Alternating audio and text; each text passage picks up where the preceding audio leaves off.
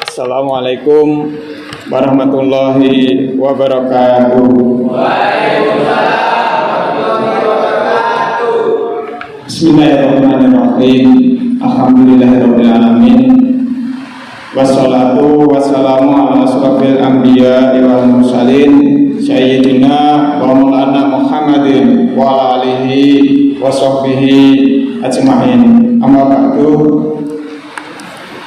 Bapak Kalapas yang saya hormati, bapak-bapak dan ibu-ibu petugas, serta hadirin anak-anak semua, jamaah salat zuhur yang berbahagia. Mari pada kesempatan siang hari ini tidak lupa kita senantiasa memanjatkan puja dan puji syukur kehadirat Allah Subhanahu wa taala dengan ucapan tahmid alhamdulillahirabbil alamin, karena sampai detik ini kita masih diberikan kesehatan, kenikmatan, diberikan nikmat iman, nikmat Islam, sehingga kita bisa beraktivitas di pagi hari ini dan di pagi hari hingga siang ini dalam keadaan sehat walafiat tanpa kurang suatu apa. Dan semuanya yang sudah kita kerjakan dicatat dan diridhoi oleh Allah Subhanahu wa taala, dijadikan amalan hasanah kita semua, bermanfaat mulai di dunia dan di akhirat kelak. Amin ya rabbal alamin. Salawat dan salam tidak lupa mari kita haturkan kepada junjungan kita Nabi Allah Muhammad sallallahu alaihi wasallam. Beliau yang telah memberikan bimbingan, tuntunan berupa syariat agama Islam yang syariatnya telah kita jalankan bersama-sama. Beliau yang juga telah menyelamatkan umat minal ummati lan nur melalui tuntunan akhlakul karimahnya. Mudah-mudahan dengan keikhlasan kita bersalawat kepada beliau akan mempermudah kita mendapatkan syafaatnya di hari kiamat. Amin ya rabbal alamin. Hadirin jamaah salat zuhur yang berbahagia, ini niatnya saya watawasau bil haq, ya, saling mengingatkan atau menasihati dalam kebenaran. Ini saya mengajak kepada kebenaran. Allah Subhanahu wa taala telah berfirman di dalam Al-Qur'an, A'udzubillahi minasyaitonir rajim. Bismillahirrahmanirrahim.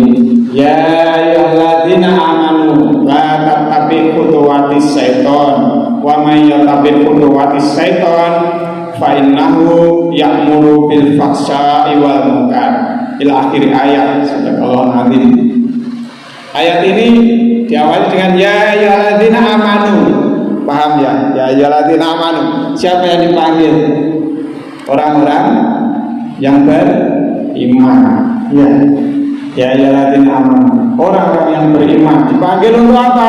Tapi janganlah kalian mengikuti khutuwati syaitan, langkah-langkah atau perbuatan syaitan. Wa may yattabi, dan barang siapa yang mengikuti khutuwati syaitan, langkah-langkah syaitan, fa innahu, sesungguhnya dia siapa? Syaitan. Ya'muruna bil ma'rufil ya'muruna bil fahsya'i wal munkar, sampai kuale ya. Jadi setan itu akan menyuruh kita berbuat fahsya dan munkar. Itu kalau kita mengikuti langkah-langkah setan. Makanya kita dilarang untuk mengikuti langkah-langkah setan, perbuatan setan. Dan setan itu pintar cara menggoda manusia ya. Insya Allah ke depan kalau Allah mengizinkan, insya Allah nanti kita bagaimana setan akan menggoda kita. Nah, kenapa kita dilarang mengikuti langkah-langkah setan? Karena setan pasti akan menjerumuskan manusia ke dalam jurang kesengsaraan. Iya, sak seneng-senengnya kebahagiaan yang ditawarkan setan itu hanya sesaat. Makanan misalkan, makanan itu enaknya hanya sebatas ini apa ini? Leher ya. Enaknya kan gurning gini. Kalau sudah masuk perut, rasanya antara telo goreng, roti bakar, hamburger, pizza, apa nih sembarang sih enak-enak pokoknya. Ketika sudah masuk perut kan sama ya. Iya, itu. Nah, berkenaan dengan makanan itu Nabi SAW juga berpesan, la ta'kulu fisimal fa innahu syaitana ya'kulu fisimal. Janganlah kalian memakan dengan tangan kiri, bisimal, dengan tangan kiri. Karena setan biasanya makan selalu menggunakan tangan kiri. Tapi ini kebiasaan yang tidak terasa sering kita lakukan. Ya, makan tangan kanan pegang sendok, tangan kiri pegang kerupuk. Ya, kalau makan ini tangan kanan nyuap pakai sendok, tangan kirinya menyuapkan kerupuk. Ya, itu kalau menurut syariat ini kan watawasobil haq ya, watawasobil haq. Nanti mari kita koreksi, kita benahi diri kita. Mulai dari diri kita sendiri, mari kita belajar untuk membenarkan diri kita, agar apa yang kita lakukan mendapatkan ridha dari Allah. Karena suatu amalan ketika sudah diridhai oleh Allah itu akan bernilai pahala. Itu buka minum misalkan, ya botol buka botol. Yang pegang botol biasanya tangan kanan atau tangan kiri? Yang pegang botol biasanya tangan kanan atau tangan kiri? Umumnya tangan kiri, yang tangan kanan pegang tutupnya, buka kan. Setelah tutupnya dibuka, tutupnya ditukar tempat atau tetap tangan kirinya yang iya, tetap tangan kiri. Itu kebiasaan yang diajarkan oleh setan tanpa pernah kita sadari. Iya, benar kan? Ya, benar kan? Rata-rata gitu ya. Ini enak kan masalahnya. Soalnya tak gini ya. Buka kulit pisang juga gitu.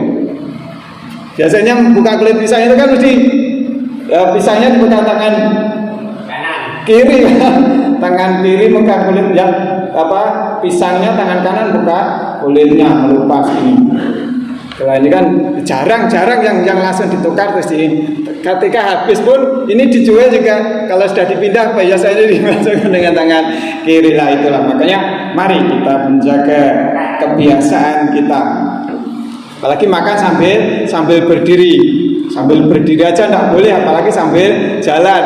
Kadang kalau dulu misalnya anak-anak yang sekarang enggak. Kalau dulu dari dapur sana kan bawa jatahnya itu sambil jalan. Apa masih ada yang seperti itu? Masih ada. Tidak boleh ya, hal itu ditahan. Sebisa mungkin kalau makan itu duduk, minum juga sambil duduk. Kenapa? Karena ada filter di dalam tubuh manusia itu. Ketika kita minum sambil berdiri, filter itu tidak akan berfungsi, dia akan tetap membuka. Tapi ketika kita duduk, filter itu akan berfungsi dan dia akan menyaring toksin-toksin yang atau racun-racun yang ada di dalam air. Itu makanya Rasulullah mengajarkan supaya kita makan dan minumnya sambil duduk. Kalau makan itu Rasulullah mengajarkannya sambil mengangkat kaki kanan. Jadi jikan gitu sih. Kalau sing pondokan mesti ngerti kan, mesti sambil miring gini ya, biar sambil ngerumpung nampannya kan biar cukup, temannya banyak. Itu. Jadi mari kita hilangkan kebiasaan kita yang selama ini mungkin tanpa kita sadari sebenarnya kita sudah melakukan perbuatan-perbuatan khutuwatis syaitan, perbuatan-perbuatan syaitan, langkah-langkah syaitan. Itu hal yang paling kecil. Hal yang paling lainnya masih banyak lagi langkah-langkah setan yang dapat menjerumuskan manusia. Kenapa kita dilarang mengikuti langkah-langkah setan? Ini bahayanya ketika kita, mohon maaf, semuanya doanya kan panjang umur, sehat walafiat. Ketika kita sedang mengikuti langkah-langkah setan, tiba-tiba malaikat Israel datang mencabut nyawa ya, mencabut ubun-ubun kita. Kita pulang ke hadapan Allah dalam keadaan mengikuti langkah-langkah setan, maka termasuklah kita sebagai golongan orang yang syu'ul khotimah. Naudzubillah min dzalik. Semoga Allah menjauhkan itu dari kita. Doa kita, Allahumma inna nas'aluka fi husnul khotimah. Jangan lupa itu dibaca setiap sholat ya, sujud terakhir lah, paling tidak di sujud terakhir itu paling tidak baca Allahumma inna nas'aluka fi husnul khotimah. Syukur dilengkapi wa na'udzubika min su'il khotimah, dan jauhkanlah kami dari su'ul atau akhir yang buruk. Minta akhir yang baik itu ya. Itu. Udah 10 menit ya. Nanti dilanjut lagi insya Allah minggu depan. Kalau tidak lupa mudah-mudahan tidak ada halangan, saya bisa hadir lagi ke sini. Misalnya nanti bagaimana setan akan menggoda manusia, lewat apa manusia itu akan setan itu akan menggoda manusia. Barangkali itu yang bisa saya sampaikan, ada kurang lebihnya mohon maaf.